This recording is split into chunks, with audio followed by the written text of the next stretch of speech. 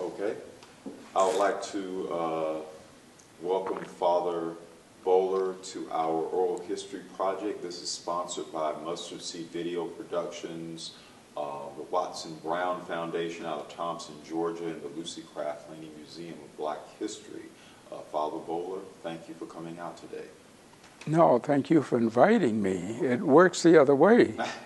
Well, listen. We are servants, and we serve. We are not served. Okay. Okay. Well, listen, I know we're in for a treat because you have seen a lot and done a lot, but before we get into the meat of your interview, Father Bohler, could you tell me your full name for the record, when you were born and where you were born? Lewis, L-E-W-I-S in this instance, middle name Penrose, P-E-N-R-O-S-E, Bohler, B-O-H-L-E-R, and then I'm a junior. And I was born in Augusta, Georgia, November 28, 1927. Very good. Like that. So, what was it like growing up in Augusta, in the neighborhood in which you grew up in? Tell me a little bit about your parents, what they did, and how they influenced you and your siblings to maybe take the different course of actions that you did throughout life. Well, tell me a little bit about your family upbringing. My mother was a housewife and a good mother, a kind of surrogate mother to all of the students who arrived too early at Haynes, which is now called Laney. They had no room in the dormitory, so we were Grand Central Station to them. My father was a railway mail clerk, and in those days they went up and down, and the mail was given to them in bags, and they had to sort it out. He was on the C&WC at that time, Charleston and Western Carolina, and later on the Atlantic coastline. And he was involved in everything, in the civil rights movement, if you could call it that. He promoted voting. In fact, the polling was in the lobby of Tabernacle Baptist Church, where he was a treasurer. He was a renowned Mason. In this city, he was worshipful master, second only to John Wesley Dobbs up in Atlanta. He was quite an elk and quite a civic-minded man, and he passed most of that on to us. We had to campaign for whoever he told us we could campaign for in every political adventure there. And he taught us to be thrifty. At 5, I had fashioned a little cart out of an orange crate that oranges came in, put wheels on it, and we had strings to rotate the front wheel. And I sold vegetables up and down the street, tomatoes and snap beans and collard greens. He went to Beaufort and Port Royal, and he brought back barrels of fish. And we would clean those, and we'd go up and down the street selling that. This is how I garnered 24 cats. They were attracted to the smell of the fish. So I had 24 cats, and I grew up, and they play a big part in my life. I call everybody kitty cat. I'll say, el mundo es un gatito, el perro es un gallo. The world is a kitty cat and the dog is a rooster. That's it in Spanish for you. But they were motivating people. Now, Mr. Tutt, who was our coach and math instructor, he lived just 2 doors from me. He had a profound impact on my life. And then only 3 doors from her, where you are in the museum, was Miss Laney. And I saw her almost daily. My mother would prepare rice pudding, which I hated, and she loved. And she would send me up with this bowl of rice pudding. And Miss Laney would ask me to recite my multiplication tables almost every time and say my alphabet and how much of it can you say backwards. And she taught me things like little things mean a lot. Little drops of water, little grains of sand make the mighty ocean and the pleasant land. I had to recite those to her. And at that time, there were just three main buildings there, Marshall Hall and McGregor Hall. And there was a fence around there and a gate, and she would sit on the front porch in her wheelchair and just look at the children and smile. And if she saw something that shouldn't happen, she would say, go find that child's class, tell the teacher that I don't like the way that person is acting up. So those things were all a part of my ethos there. They all had quite an input. And of course my churches did too. Well, let me ask you, Father Bohler, over the years I've talked with you a lot about some of your brothers and sisters, one of which I had a chance to talk with on the phone several years ago, of course, that being Lieutenant Bohler. But you mentioned the neighborhood and what an impact it had on you, some of the individuals. Could you expand that a little bit for me? What was sort of the atmosphere of that community, what I often refer to as the Gwinnett Street Corridor? What was that atmosphere like? And tell me a little bit more about some of your brothers and sisters and your interaction with them. Mm-hmm. Well, now, we were a very good neighborhood, we didn't have a neighborhood association as they have now, but we all communicated with each other. You don't know anything about the telephone system, but at that time we had party lines. Miss Laney had the same number that the Bohlers had, and Mr. Dorsey had the same one. And she would sometimes say, get off that phone, I want to get on there, and so forth. And a Mrs. Gardner lived next door to the house where Mordecai Johnson and Nabrit, they all Howard persons distantly related to me. And she taught music as well as Mrs. Tutt. They all were music teachers. So we were very cultured. And I would go up and take coal, and we had an open hearth fireplace at the Tutt residence, none of these nice stoves and all that we have now. And I would just lay there and listen to the music. So that's how I developed my love for music. I would hear the students practicing, and I could hum all of that. Now, my brother Henry, who later became a Tuskegee Airman, he's a genius. He took music, but he didn't. He took the money and bought equipment for developing films. And when my father found it, he said, that's it, no more Bohlers will take music. And I hated that because I wanted to take music. Now, Haynes was immediately across the street. And we were like an arm, a leg to Haynes. We were a part of that. My mother was with the Women's Auxiliary. And almost everything that happened over there, she was involved in it too. So those are the things. And most of the young people in our block, though, did not attend Haynes. I did. But you have a lady who works for you now and then. I think her name is Walker.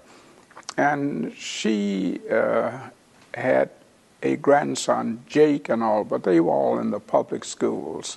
And down in the next block, the Burt brothers, big brother Harold, little brother Harry, and Willie Edwards' Sonny, and their daughter Alberta, but they all attended, again, public schools. So the Bohlers were the only ones in our block who attended Haynes.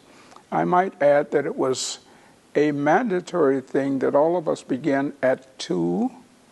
We went to pre-kindergarten. In other words, we were saturated with Haynes from the very outset.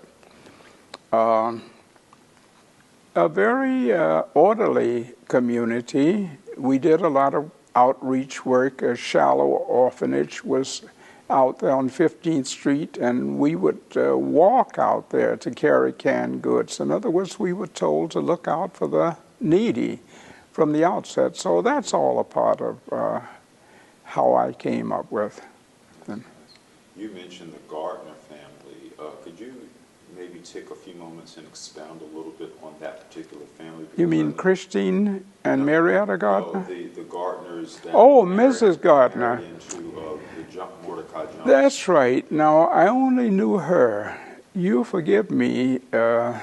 We called her Crazy Mary for some reason. I don't know why. She was a bit eccentric, maybe. And I used to do errands for her, and others would too, and she would always single me out. She made fudge. And when she would, without looking at me, would indicate, and you may have 2 pieces.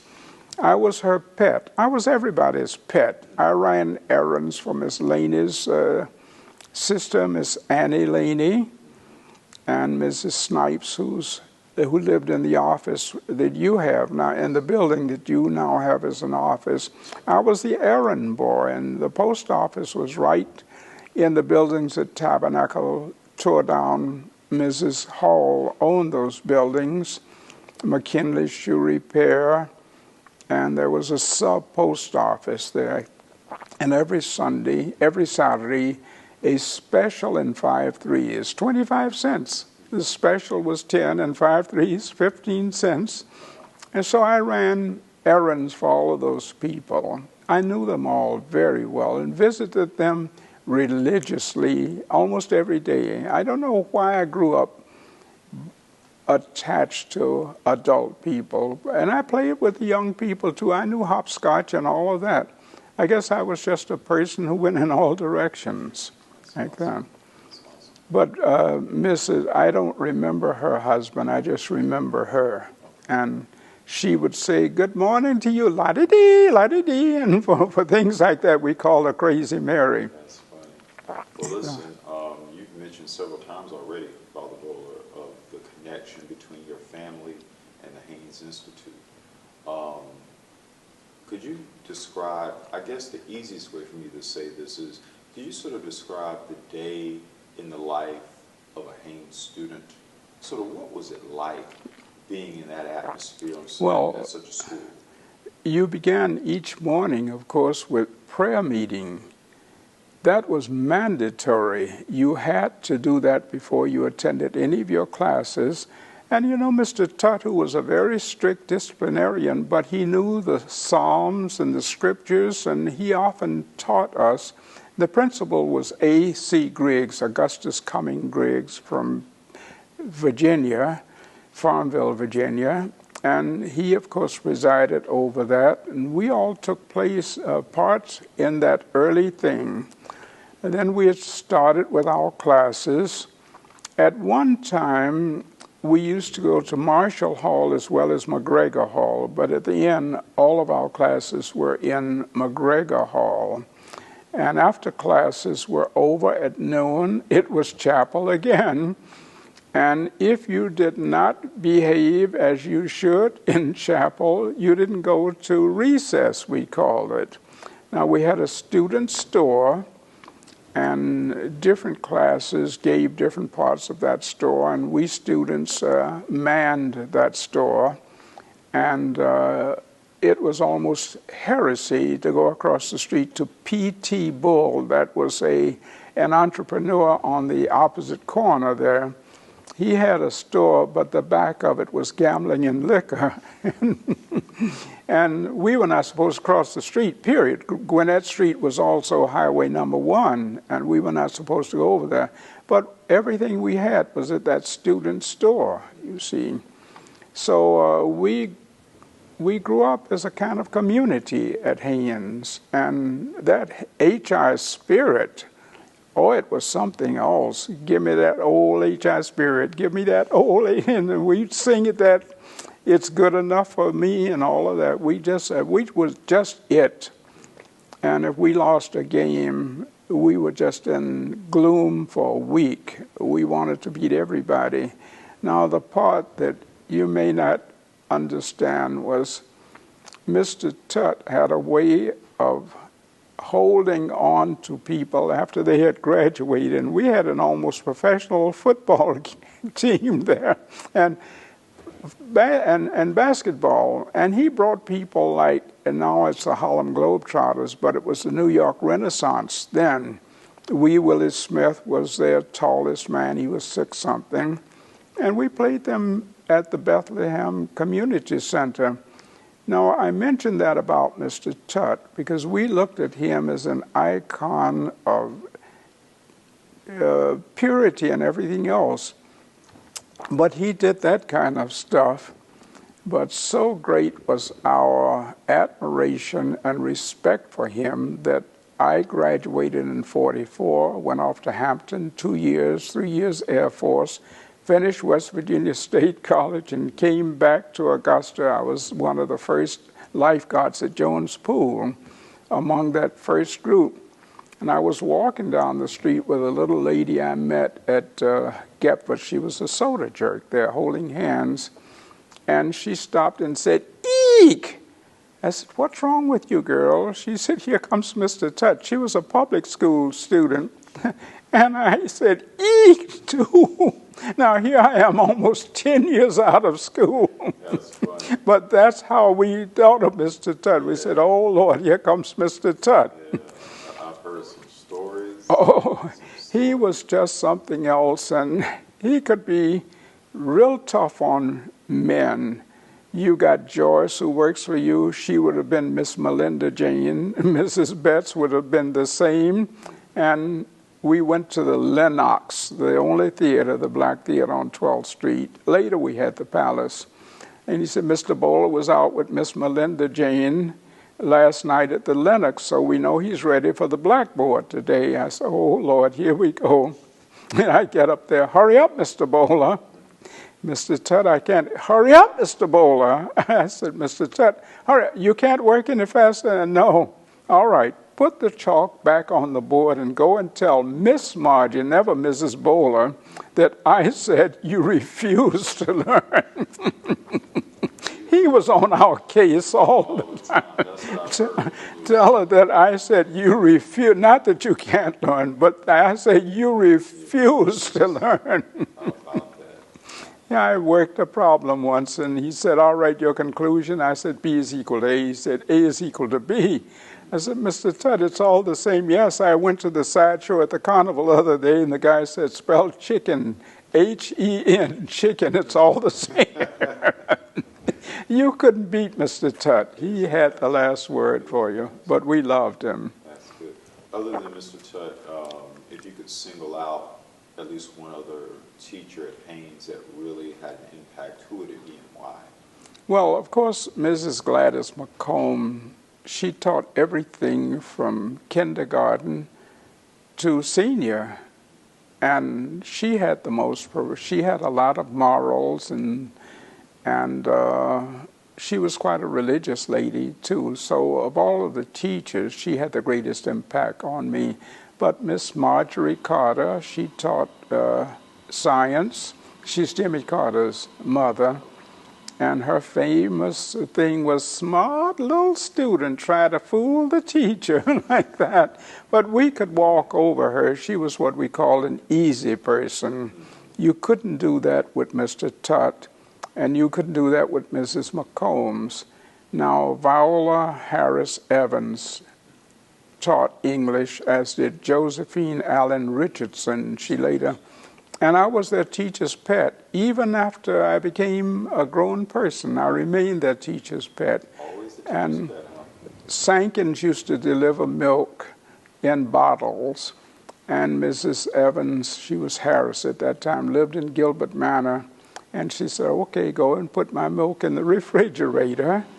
And incidentally, I banked all of the school's money, too. I would get on my bike and go down to the Georgia Railroad Bank. And Griggs, he entrusted that to me. They took up, tuition every day, and I was the one who took it to that. So I was really a part of the fabric of the campus. In fact, there were some people who would say, "You might have known one of those Bohlers would have to be that." Those Bohlers we were. And there were always two of us there. The first children were twins, Margie and Marion. And then a boy who died. I should really be the third. We say my daddy only knew about fifths, not thirds. And then came Rena. She was valedictorian of her class then at South Carolina State and at AU.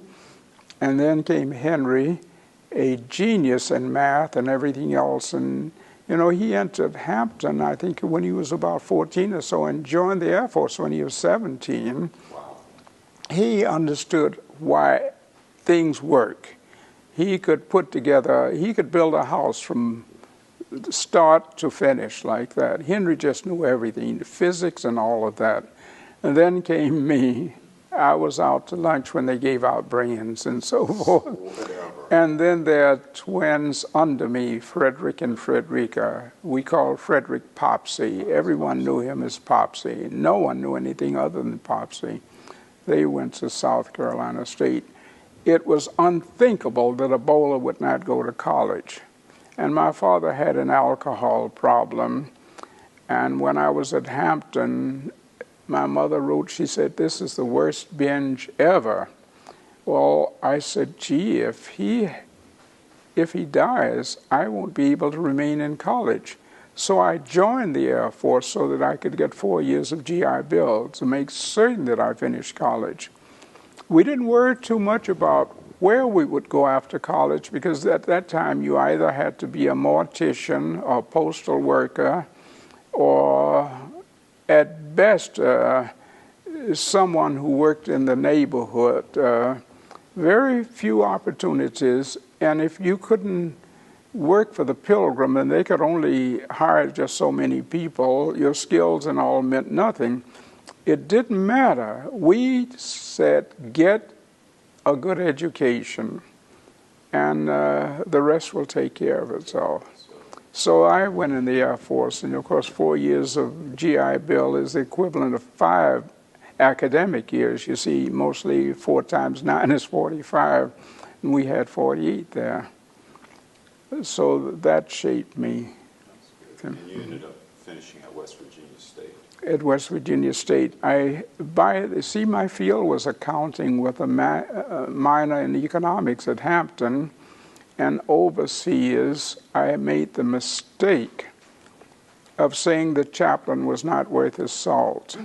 I was base editor of the Stars and Stripes, which is like the Army's New York Times. And a Cuban sergeant told him that I said that, and he came in at Easter time. I had said, you know, you don't have a secretary, and I've done your work. I hope you believe in the bunny, because you're going to need someone else to hop for you. The sergeant said, Bohler, you're the most religious of all of you. You were tough on that guy. I said, because he's not worth his salt. 2 weeks later, he came and I said, okay, I apologize for being insubordinate, sir. I said, I'll do your work. He said, I'd like to talk with you. I said, we have deadlines, sir, and I hope you have deadlines. He said, you ever think of the ministry? I said, no, sir, I'm going to be a CPA, certified public accountant. You need brains for that. I said, they work everywhere. So if a CPA became a priest, maybe that one would be worth his salt. I said, some rat told him what I said. So he bugged me until June, and I said, you know one thing, sir, if you let me do your work and mine, I'll be the next pope. He said, that's all I needed to say here. He wrote my mother here in Augusta and said, your son's going to be a priest. She spread it all over the city, and I couldn't get out of it. That's how I got into this. You're locked in. I wouldn't be anything else now, but at that time I couldn't believe that had happened to me. Me, I said, I'll support the church, but up front I said, oh, Lord, never. Wow, and decades later you have changed lives, met celebrities, just done a little bit of everything. A little of all, yes. It's been amazing. Yeah, I'm glad I had a chance to spend most of my life with King, but I'm glad I didn't, because of the many things I've done. The only one to serve on 3 school boards in California, the city of LA, the county, the state of California, and prison ministry, Skid Row ministry, all of those things, helping the poor and all of that. I never would have had that diversified kind of ministry if I had been with King. all of that time. So I have no regrets about that. But I did work, and you know, King lived in my house. Every time the Southern Baptist Sunday School Convention met here, the Kings all lived upstairs and we slept downstairs on pallets. But we didn't mind that. John Wesley Dobbs, the big Grandmaster of the Masons, he always lived with us, and he told Thurgood Marshall and Adam Powell and Mahalia Jackson and all of us, you stay with the Bohlers. There were no motels for us, you see. And my mother was a good cook, and we had 9. So that's how I met King. He was junior, so I called him Morehouse, and he called me Hampton because we were both junior, and it was confusing. So I always called him Morehouse, and he called me Hampton. And his sister taught me to bowl. She was Christine Willie then. Now she's Willie Christine. But they all lived in my home. I knew them like brothers and sisters. About how often, Father Bohler, would they come down, the family would come down from Atlanta? Oh, it seems like every other. I think by agreement they would meet here, and then in Augustus, not Augusta, Georgia, they would meet there, as with the Masons. So just about every other year they were there in my house like that. Interesting. And at that time, the white bureaucracy would not permit blacks to have conventions and so forth. C.T. Walker had a large auditorium, so they had to come over to Haynes. They used it, you see, like that. And that's why they lived with us, because there were no motels. The first one was Charlie Reed, you know, they have the funeral home now, but they used to have a whole block of places, Reed's Paradise and all of that, right there, almost by Tabernacle. And they had a small motel there. It didn't accommodate much. A barber shop was there and all of that in that consortium there. Father Bohler, I have a follow-up question. You mentioned that Dr. King's sister, the two of you, so you perfected your bowling skills with her. Where was the bowling alley in reference to, let's say, some of the other things around Campbell? All right, you know where 9th Street is, it's 9th, and it was Gwinnett at that time. There is a building still standing next to an empty lot over there, and that was the USO. It had started out in Immaculate Conception's Parish Hall, and it moved over there, and there were bowling lanes at the bottom of it.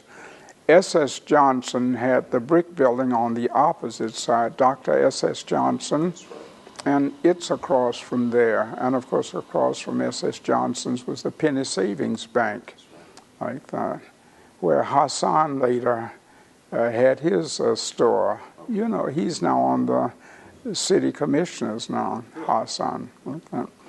But that's where the bowling alley was. Like that. And to an extent, we dated like that. In fact, she was more serious about me than I realized until I wrote and told her. I said, congratulate me, I married her, and I never heard from her. When she went off to study at Columbia in New York City, she lived in International House. I would visit her there. And she wrote me all of the time. She was especially concerned about atomic energy. And I told her, I said, God created us, and only God can destroy it. And that brought her so much comfort like that. That's good. Well, listen, Father Bohler, you went there when you started talking about sort of your first steps into the world of being a priest. We just mentioned briefly your connection to California, but could you expand that a little bit? Because when I first met you, that was one of the first conversations we had about your decades-long affiliation with California. How did you get to California, and what were some of the things you were involved in? At West Virginia State, I met a renowned family scion, Charles Stewart.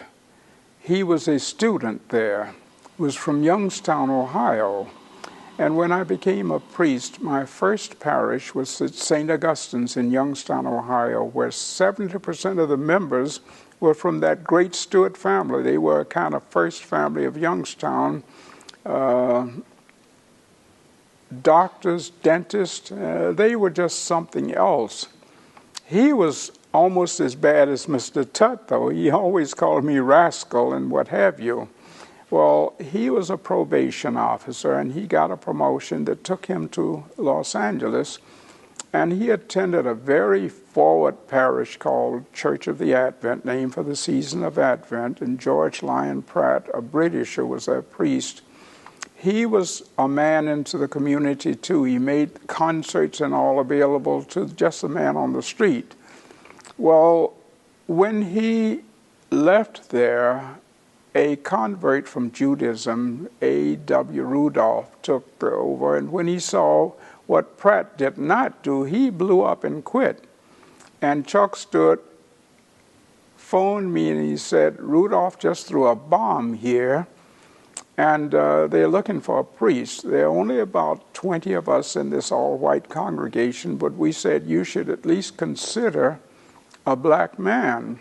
They said, well, we don't like any of the black priests here in Los Angeles. None of them would suit what we need. They said, we know one back in Youngstown, Ohio, that would be just what you want. So they invited me out in July of 1961, and there were 7 white priests who wanted that. It was a very, Mrs. Roosevelt attended there, Nat Cole attended there, and Robert Ryan, the movie actor. It was quite an upscale parish. So we all did Mass and spoke. And in September, I got this call from Chuck. He said, guess what? They chose you. And I said, I want no part of California. I love San Francisco. L.A. had made no impression on me at all. I said, well, that's just too bad. I don't want to go to. He said, look, man, we shot our mouths off to these white people, and they've chosen you. You can't do this to us. So that's how I got to the place in California. And once there, I got involved in everything, because at that time, we used to say L.A. is a municipality in search of a city. Well, they had almost any leadership there was imported in. They were just interested in living it up. So consequently, I was Mr. NAACP, Mr. Urban League. We had something called the Brotherhood Crusade. I started a liaison with the LAPD because we had quite a bit of fights between blacks and the police department. I had them take the offering up in my parish, and we had police community advisory groups. I had an advisory group to the superintendent of schools, and I was a daily volunteer at Mount Vernon Junior High because that was a seat of muggings and rapes and everything else like that. So I just became everything in the city. And when Diane Watson left the school board and went on to the state senate, they fought from November to January, and someone said, it's getting almost to violence. Mayor Bradley said, Lewis, you can't say no any longer. I said, but I'm not for that. He said, Lewis, you've got to. I said, I'll think it over. And newscast on CBS, a black priest has now accepted the condition. I said, I don't believe this. And they sent a rider to pick me up, and I was sworn in. The Urban League was right there with me, and Diane Watson flew down from Sacramento to see me in.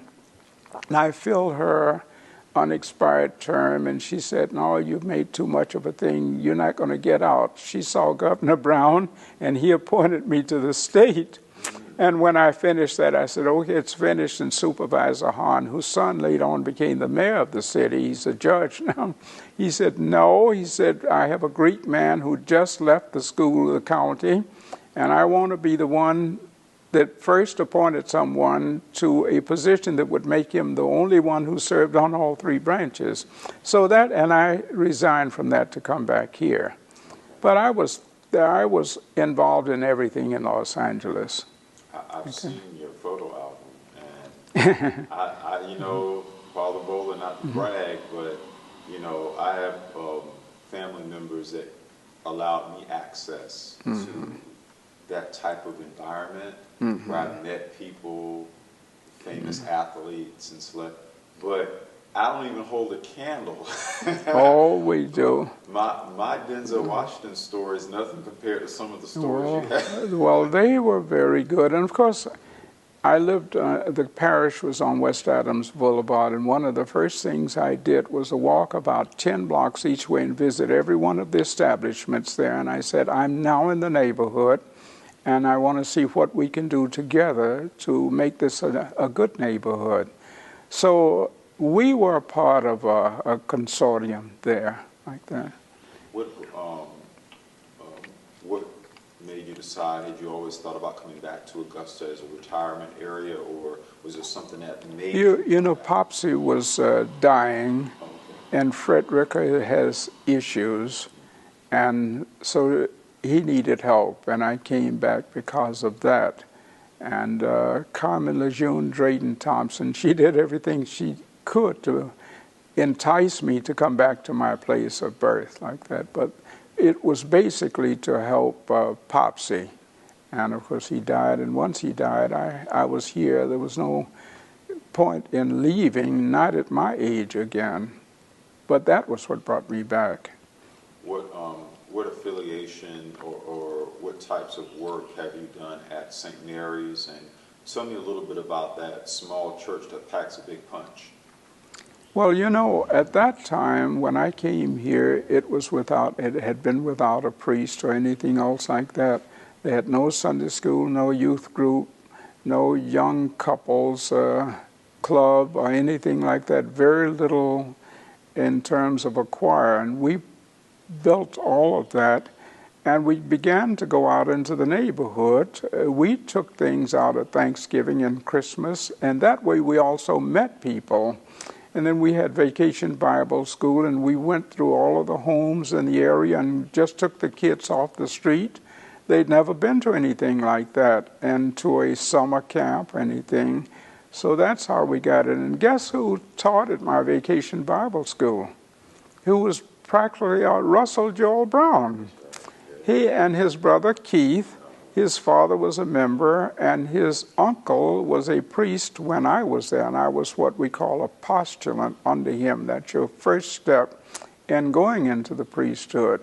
And his Russell's grandfather was a priest in Buffalo, New York. But Russell and the kids, he was like the Pied Piper. Being an entertainer and all of that, he just had almost a spell over the kids like that. They loved having him teach and all.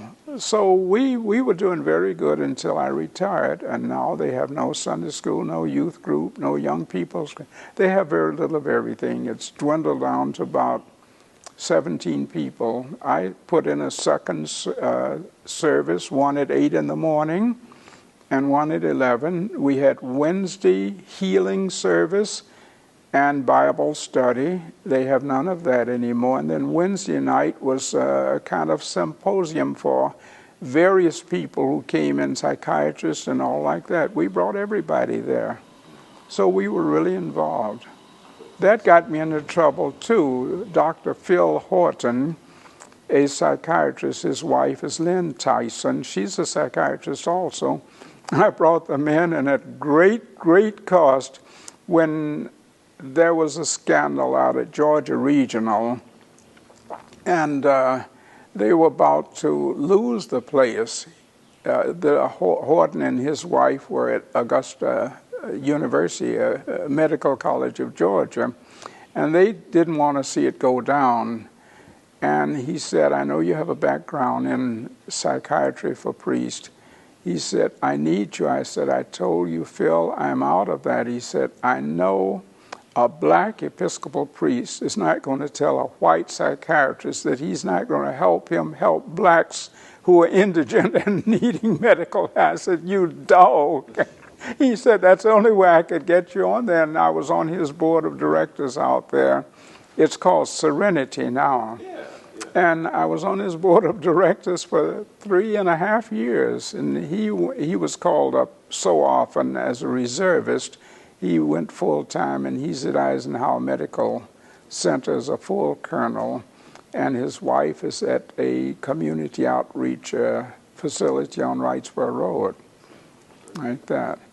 But I was involved in that too.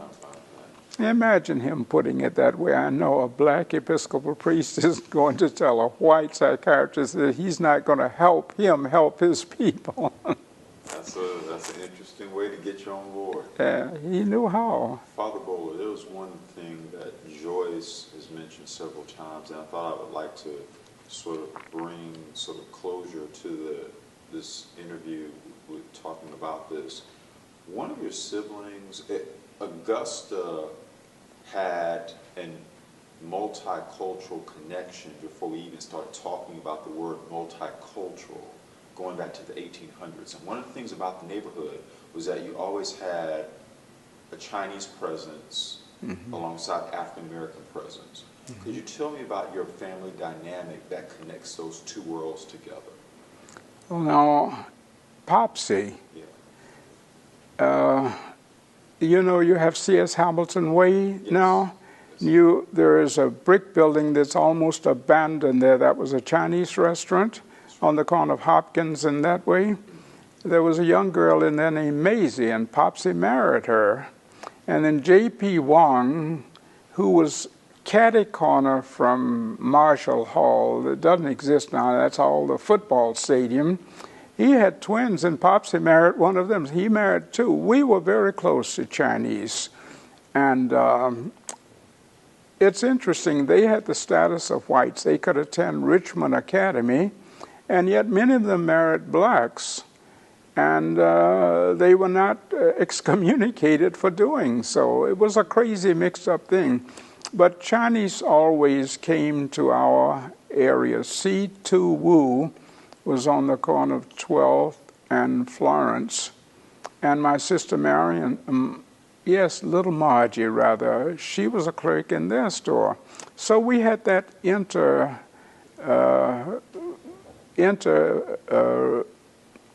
facing with the Chinese community from day one. Chinese were not thought of too highly, remember. They were called chinks. Japanese could only come here as performers in gymnastics and things like that. And they didn't permit gypsies to come into Augusta after sundown. It was that rigid. So the Chinese found a home with us, and they had stores all over. There's one on Wrightsboro Road near Holly Street. Some black kids murdered the owner there, sliced even his eyelids. And they hung those guys in less than a week for when they're Charlie, Elf, and Ben. Those are the only names I know. We just knew them, and they were hung for that. And there was a Chinese store across from Springfield Baptist Church. It was over there too. So they were in our neighborhood. And Lamb or something, yes, they were right down the street almost from you, off of Walton Way at, I've forgotten that street that goes right through there. But the Lamb brothers were there right then. Well, listen, Father Bohler, to conclude, sort of looking forward, we've been talking for the past 45, 50 minutes about the past, but looking forward, what do you see as being one of the biggest obstacles for Black Augusta, and what do you see as being one of the positive, sort of something from a positive outlook in terms of Black Augusta going forward? The sky is the limit for us. There are very few obstacles. There's always going to be some subtle reservoirs of hatred and so forth. You can't, that's human. It shouldn't be. I believe a good involvement with religion, regardless of what religion it is, will obfuscate that, will wipe it right out. I see nothing but a very good future for us. You must look at the fact that when I came up, there were no black police persons, no black fire persons. You wouldn't even think of something like being mayor. And look at it today. The mayor is black, the fire department head is black, the marshal, the head marshal is black, and the head sheriff is black. So that's great progress. And at the time, you have to remember Emmett Till just whistled at a white lady and was battered up, and you've got quite a few interracial marriages here. And it's legitimate because the white men had their way with our women anyway, so they just made it legal later on. But they would, and we were known as Bohler's niggers. There are more Bohlers who are whites. Babbitt in the plumbing outfit, and there was once Clausen's Bakery and Sankin's, the milk company. They all related to me. And when we would do something down there, said, don't mess with him, that's Bohler's nigger. Like that, we were known as Bohler's niggers. So I see a bright future, and the only problems are problems that are human. You can see them in black and white, but you have North Korea against South Korea. You have North Vietnam against that. In other words, the problem is universal, and we will only go as far as our continued dialogue will take us. A young man, an old man who is in a high office in this country, said that John Lewis was all talk. You know who we are talking about, who said that about John Lewis. Well, I was with John Lewis. I visited him after he was just battered. I went into Selma 2 days after the beatings on the Edmund Pettus Bridge.